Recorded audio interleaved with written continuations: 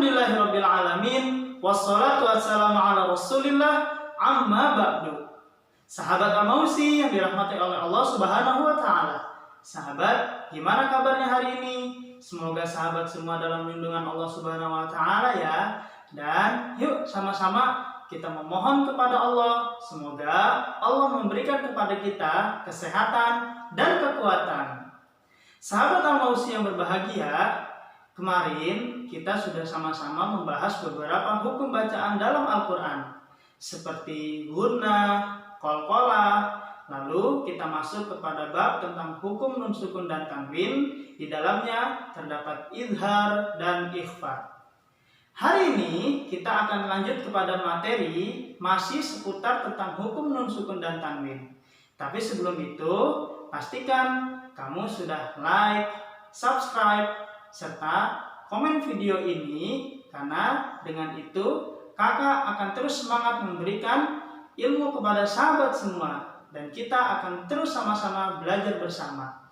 Dan tidak lupa juga untuk share video ini sebanyak-banyaknya. Insya Allah dengan men-share video ini berarti kita sama-sama telah menyebarkan ilmu Allah Subhanahu wa taala. Sahabat Al-Mausi, pastikan sahabat jangan kemana-mana, tetap di rumah aja, karena di sini kakak akan memandu sahabat semua. Kita akan belajar bersama tentang hukum bacaan dalam Al-Quran.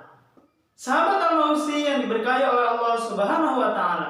Alhamdulillah, beberapa waktu yang lalu kita sama-sama sudah mengetahui dan memahami beberapa hukum bacaan Al-Quran. Sahabat, jangan merasa tertinggal ya. Kalau misalkan sahabat tertinggal materi, sahabat bisa kok klik tombol yang ada di atas. Dan sahabat, pada hari ini kita sama-sama akan mempelajari tentang masih kaitannya dengan masalah hukum nun sukun dan tanwin, yaitu materi idgham. Materi ini adalah materi yang ke-5 pada pelajaran tahsin serial Ramadan. Dan nanti kita sama-sama akan mengetahui bagaimana sih idgham artinya secara bahasa, lalu seperti apa huruf-hurufnya, dan bagaimana cara membaca hukum idgham. Nanti kita akan pelajari bersama-sama.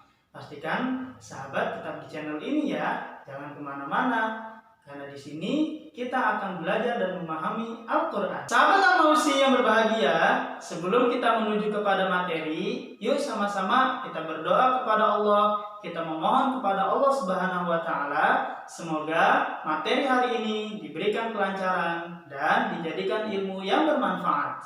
A'udzubillahi minasyaitonirrajim. Bismillahirrahmanirrahim. Rabbi zidni ilman warzuqni fahman. Amin.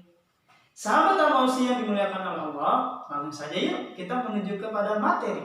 Kita bisa lihat, ya, inilah dia materi kita yang kelima, yaitu idgham. Kita bisa saksikan, ya. Pengertiannya adalah idgham menurut bahasa memiliki arti memasukkan, yaitu memasukkan nun sukun dan tanwin kepada salah satu huruf idgham. Tapi sahabat semua, sebelum kita menuju kepada huruf-huruf idgham, terlebih dahulu kita harus mengetahui bahwa idgham dibagi menjadi 2 bagian. Yang pertama yaitu idgham bi gunnah, dan yang kedua adalah idgham bila gunnah. Apa saja sih ya di antara kedua itu perbedaannya dan pengertiannya seperti apa? Yuk kita sama-sama masuk yang pada pertama, yaitu idgham bi gunnah. Pengertiannya adalah idgham bi gunnah menurut bahasa memiliki arti memasukkan dengan didengung. Pengertiannya adalah apabila nun sukun atau tanwin bertemu dengan huruf-huruf idgham bi gunnah, maka dimasukkan dengan didengungkan. Adapun huruf-hurufnya yaitu yang pertama ya, yang kedua nun, yang ketiga mim, Dan yang keempat, waw. Jadi huruf idgham bi gunnah ada berapa? Ada 4. Yang pertama ya, nun, mim, yang terakhir waw. Ada 4. Keempat huruf ini sama-sama kita harus menghafalnya supaya ketika kita bertemukan dalam Al-Quran kalimat-kalimat yang terdapat hukum nun mati atau tanwin bertemu dengan keempat huruf ini, maka kita harus tahu bahwa bacaan itu adalah idgham bi gunnah, dibacakan dengan didengung. Dan inilah dia contohnya. Kakak mengambil satu contoh dari keempat huruf idgham. Ya, kita bisa lihat cara membacanya yaitu sebagai berikut. Wa may yudlilillahu. Sekali lagi. Wa may yudlilillahu. Jadi bacanya ketika di antara nun sukun dengan ya atau nun sukun bertemu dengan ya, maka kita harus meleburkan, harus memasukkan itu dengan didengung. Wa may yudlilillahu. Seperti itu. Itulah bagaimana tadi pengertian huruf-huruf serta contoh daripada idgham bi gunnah. Sahabat Al-Mausi, itulah bagaimana tadi sama-sama kita sudah mengetahui pengertian daripada idgham bi gunnah. Selanjutnya kita menuju kepada idgham yang kedua, yaitu idgham bila gunnah. Pengertiannya adalah idgham bila gunnah menurut bahasa memiliki arti memasukkan tanpa didengung. Pengertiannya adalah apabila nun sukun atau tanwin bertemu dengan huruf-huruf daripada idgham bila gunnah, maka cara membacanya tidak atau tanpa didengungkan. Ada berapa hurufnya? Huruf idgham bila gunnah ada 2. Yang pertama lam, yang kedua ro. Ada lam, ada ro. Jadi tidak banyak huruf idgham bila gunnah, hanya ada 2 saja. Dan inilah dia contohnya. Kita bisa lihat sama-sama contoh daripada bacaan idgham bila gunnah. Yang pertama contoh daripada lam, tanwin bertemu dengan lam pada kalimat ya sebagai berikut. Cara membacanya yaitu hudal lil muttaqin. Sekali lagi, hudal lil muttaqin. Yang kedua, contoh dari kalimat huruf ro bertemu dengan ya nun mati bertemu dengan ro. Mir rabbikum. Sekali lagi, mir rabbikum.